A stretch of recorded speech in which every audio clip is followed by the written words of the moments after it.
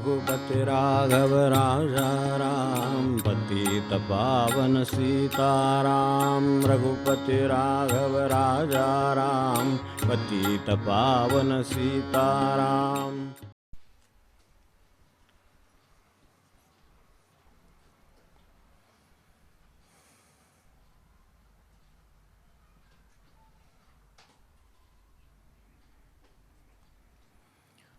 विहिरीत पाणी आहे, बोटात तहान आहे. पाणी देणारा बसलेला आहे, पण घेणाऱ्यानं घेतलं नाही तर काय करावं. जिसको नहीं है बोध तो गुरु ज्ञान क्या करे. तसं या सगळ्या बाबतीत होतं.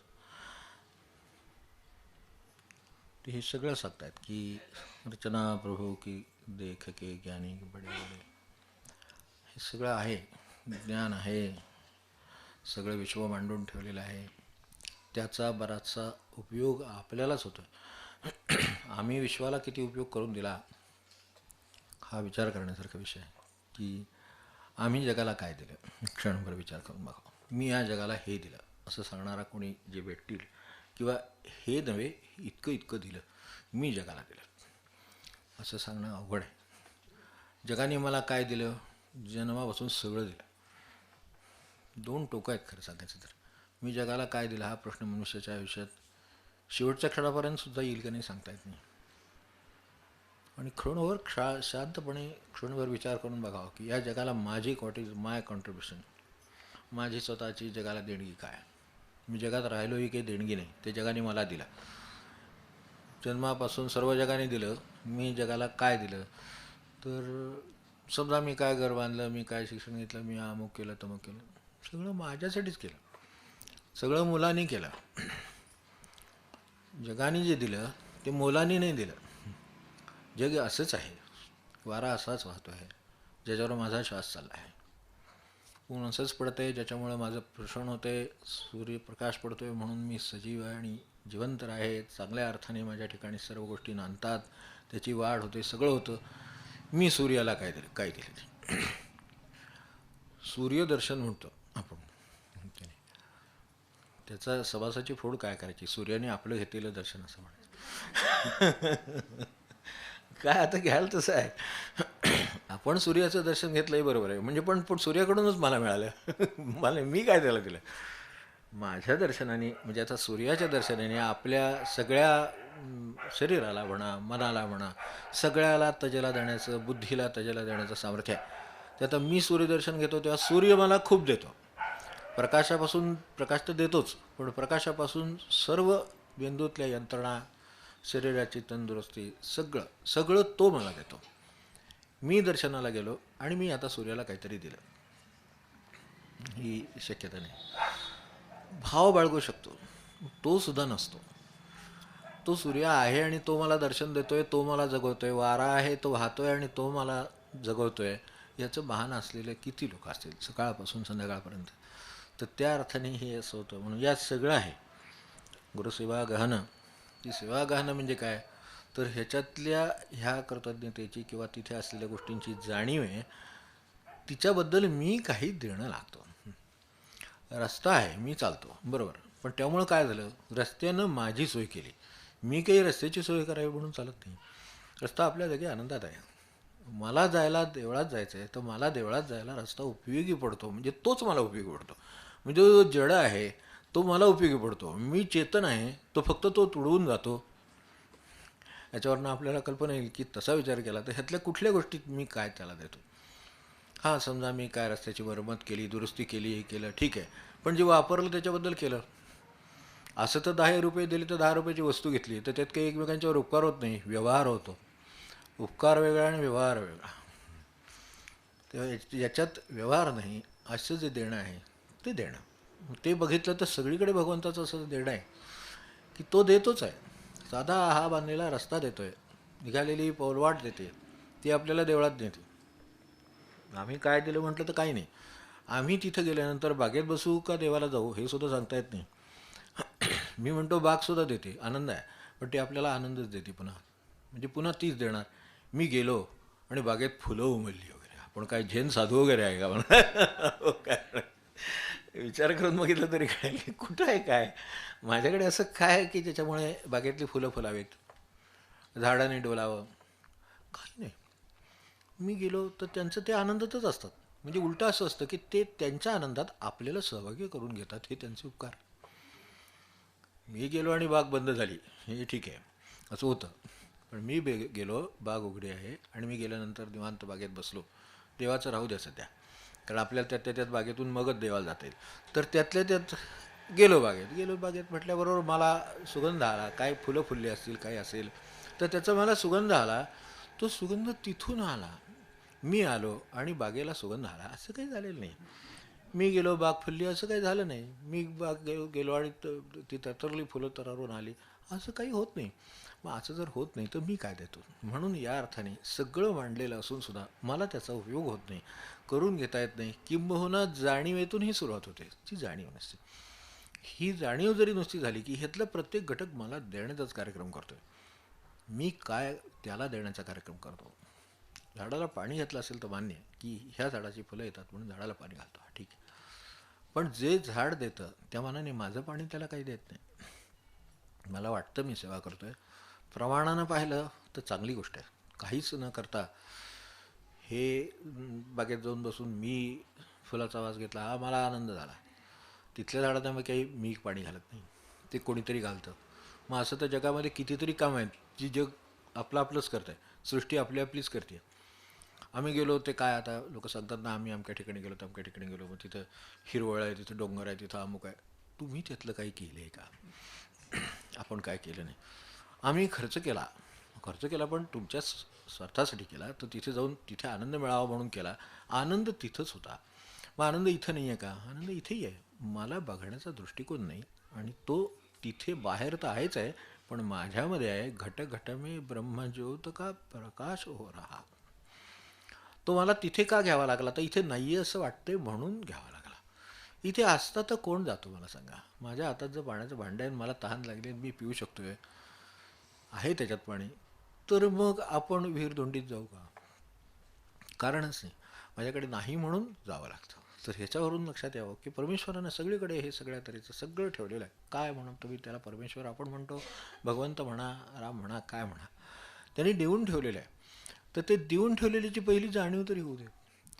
मग मी ते घ्यावं अवश्य, त्यांनी घेण्यासाठीच दिलं. झाडावर फूल उमलतं ते हे घेण्यासाठीच आहे, ठीक आहे. मनुष्याचं एवढं विश्व आहे. परमेश्वराला जो आनंद होतो ना, त्याचं प्रतीक म्हणजे फूल. अनेकदा या दृष्टीनं कोणी बघितलं की नाही परमेश्वर ह्या फुलांकडे, मला माहीत नाही. विष्णू सहस्रनामाचे पाठच्या पाठ होतात, म्हणजे आणि ते पाठच होतात. तर पुष्पहास प्रजागरा, परमेश्वर त्या रूपाने हसतो आहे. फुलाकडे परमेश्वर हसतोय म्हणून बघणारे किती असतील, की परमेश्वराचं हास्य आहे निर्मळ, काही नाही. फुलाकडे बघितलं तर आपल्याला जर एक कुठेही जा, कसलंही फुल बघा, तर आपल्या मनामध्ये निर्मळ आनंद असतो. असेल तर मल धुवून काढण्याचं सामर्थ्य त्या दर्शनामध्ये फुलाच्या नसत्या. या अर्थाने जगामध्ये किती गोष्टी असतील, एक एक नुसतं पुष्पाश प्रजागरा ते जे आहे, तो पुष्पाच्या रूपाने परमेश्वर एक हास्य आहे, त्याचं ते निर्मळ हास्य आहे. जसं वादळाच्या रूपाने विकट हास्य आहे, तसं या रूपाने अत्यंत प्रेमळ आणि निर्मळ हास्य आहे. फुलाकडे बघितलं की फुलच, यापेक्षा काही नाही. त्याच्या मनातलं मळ नाहीसं करण्याचं सामर्थ्य परमेश्वराच्या एका निर्मळ हास्याच्या फुलात. मग मला निर्मळ व्हायला आणखीन काय करायला पाहिजे? मी हे शांत चित्ताने पाहत असावं, कितीतरी चित्त हलकं होतं, निर्मळ होतं. मग ही सगळं सोय ठेवली आहे. आणि हे जे सांगतात ते तेच की हे जर ठेवलेलं आहे, मी जर ते घेतो आहे. मला सांगा की फूल आहे, तर सुगंध आल्याशिवाय राहतो का? जाता जाता, आपण आता संध्याकाळच्या वेळा आहेत, अनेक वेळेला आता ह्या सीझनमध्ये बहुत हिरवी असतं. जाता जाता माणसाला रातराणीचा कुठेतरी वास येतो. तो म्हणतो स्वतः, रातराणी असते कुठेतरी. आपण पाणी घातलं नाही, कोणाची माहिती नाही, किती फुलली आहे माहिती नाही, कधीपासून आहे माहिती नाही, काही नाही, नुसता सुगंध दिला आणि आनंद. मला सांग, एक तरी कर्म असं आहे की ज्याच्यावर माझं नाव नाही आणि काही नाही आहे, आणि ते दिलं गेलं आहे. कोणी दिलं आहे माहीत नाही, आपण दिले आपल्याला माहिती आहे, पण आपण दिले त्याला माहीत नाही, आणि तो आनंदात आहे. अशी किती कर्म असल्याकडे असतील, ती भगवंताची कर्म. तर तशा अर्थाची किती कर्म करता येतील. ते सगळं हे ज्ञान किंवा ही पद्धत, ही बघण्याचा दृष्टिकोन, हे सगळं देण्याचं काम जर कोण करीत असेल तर गुरु करतो. त्यासाठी आपण काय करावं तर गुरुसेवा गाणं ती आपण करावी. ती सूक्ष्म आहे, ती एवढी आहे, एवढ्यासाठी आहे की मी घेत आलो, आता मी देत असावं. ते आहे ना विंदांचं, देणाऱ्याने देत जावे, घेणाऱ्याने घेत जावे. काय फार पूर्वी सांगितलेलं आहे. पण देणाऱ्याचे हात घ्यावे असं त्या शेवटी सांगितले ना, आपल्या लक्षात आहे.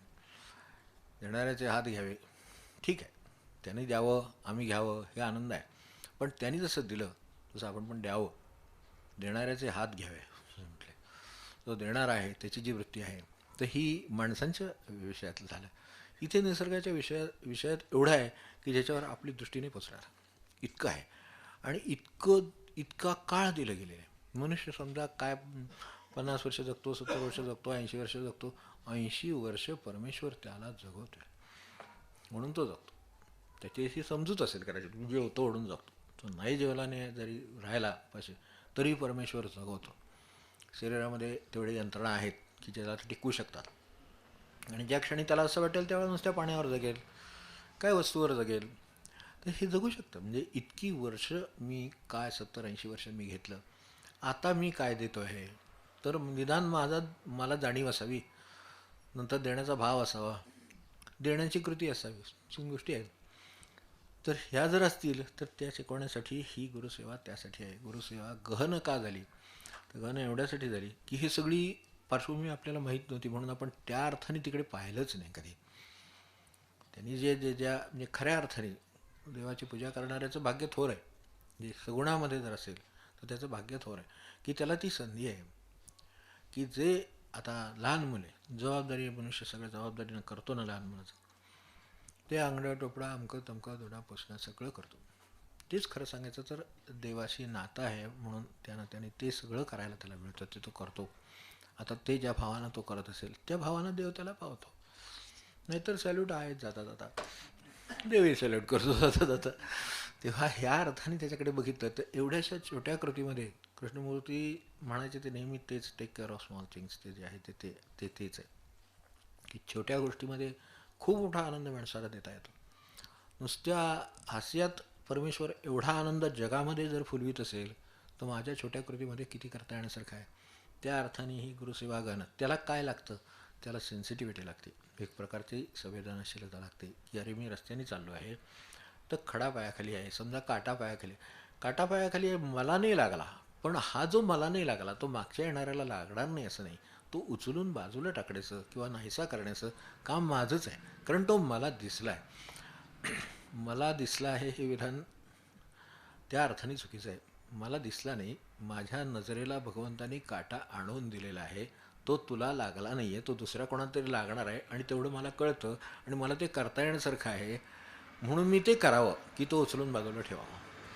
काय नष्ट करता येत असेल तर नष्ट करावं. अशा पद्धतीनं चालत जाणाऱ्याला चालण्यात सुद्धा उपासना आहे. गुरुसेवा करी गहना काही जाऊन कुठे करायचं काम आहे असं नाही. एवढ्या संवेदनशीलतेने जगलं तरी सेवा झाली भगवंताची. कारण भगवंतानी ज्यासाठी डोळा दिला होता त्याचा मी उपयोग त्यासाठी केला. स्वतःच्या पायाखाली येणारे काटे अडचणी कोणी दूर करेल, तो स्वार्थ आहे.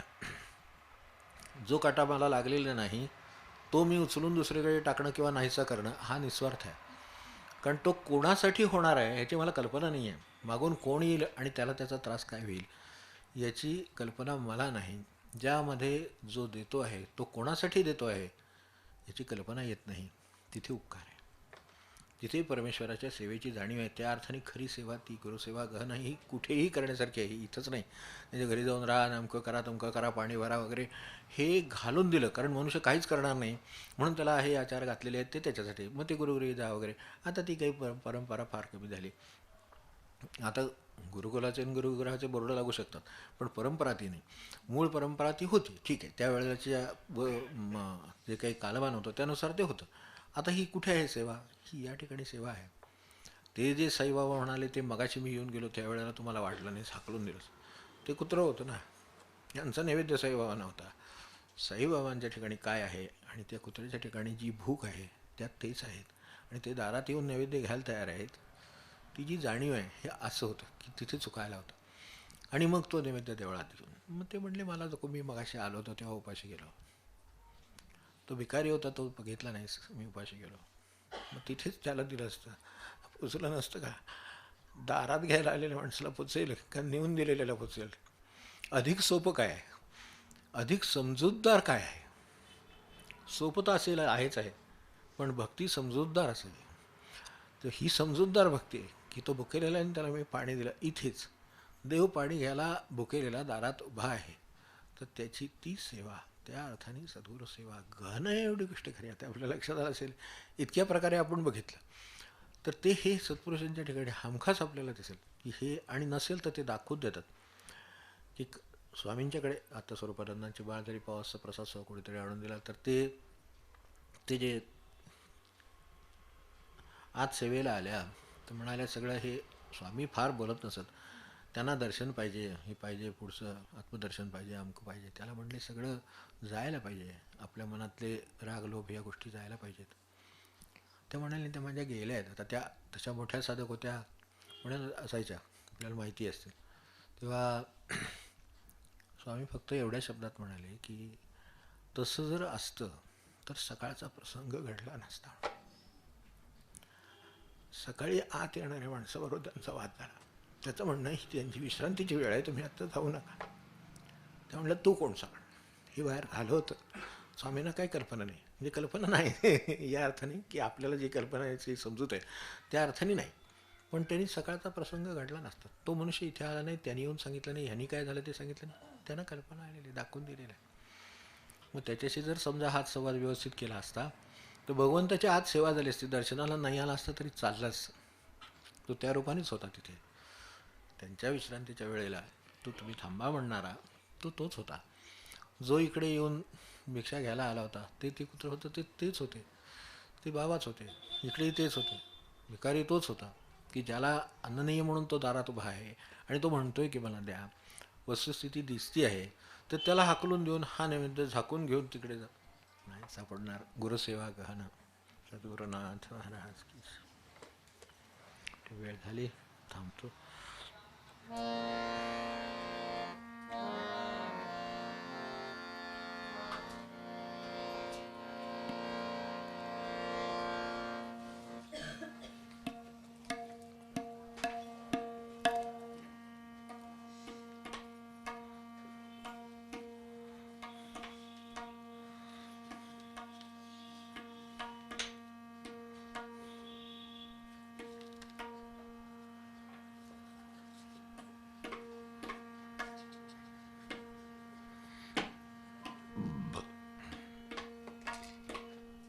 सॉरी.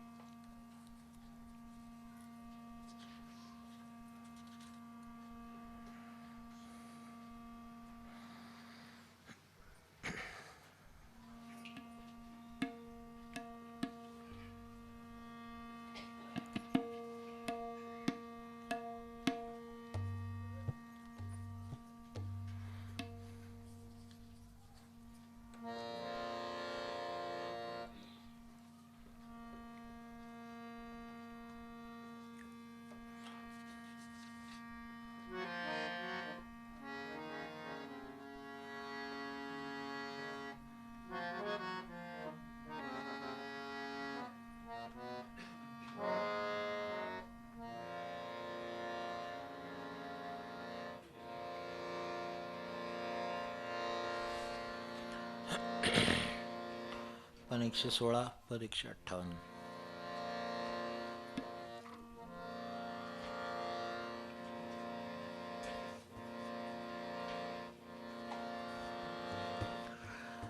पद छान असतात, अर्थ छान असतो. ज्याच्या ठिकाणी ते निर्माण झालं त्याची अवस्था आणि त्यांनी केलेली तपश्चर्याची आपल्याला कल्पना नाही. 12 वर्ष ज्यांना झोपडीत राहायला सांगितलं जाऊन, त्यांचं आहे 12 वर्ष झोपडीत जाऊन राहायचं, ही कल्पनासुद्धा शक्य नाही. आणि ते काही अशा तऱ्हेच्या आपल्या आउटिंगच्या हार्ट्स आहेत तसले नाही ते.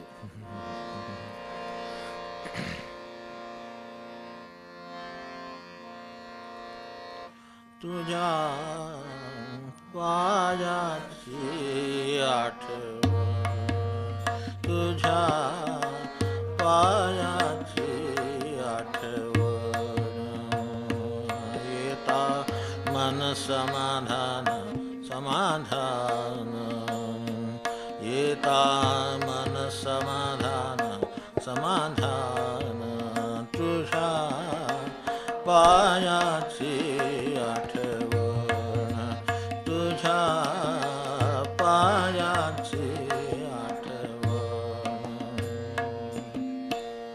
हाची लाभ मिळे खरा, हाची लाभ मिळे खरा, भाव भक्ती येई घरा, भाव भक्ती येई घरा, पायाची आठवण, तुझ्या पायाची आठवण, संत भेटी सर्व काळ, संत भेटी सर्व काळ, होई मन ते निर्मळ, होई मन ते निर्मळ, पायाची आठवण, तुझ्या पायाची आठवण,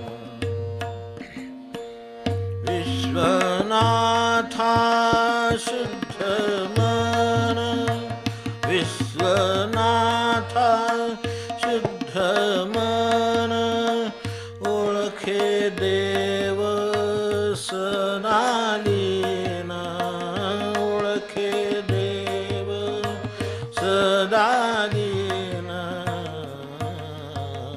पायाची आठवण, तुझ्या पायाची आठवण, येता मन समाधान समाधान, येता मन समाधान समाधान, तुझ्या पायाची आठवण, तुझ्या पायाची आठवण, तुझ्या पायाची आठवण.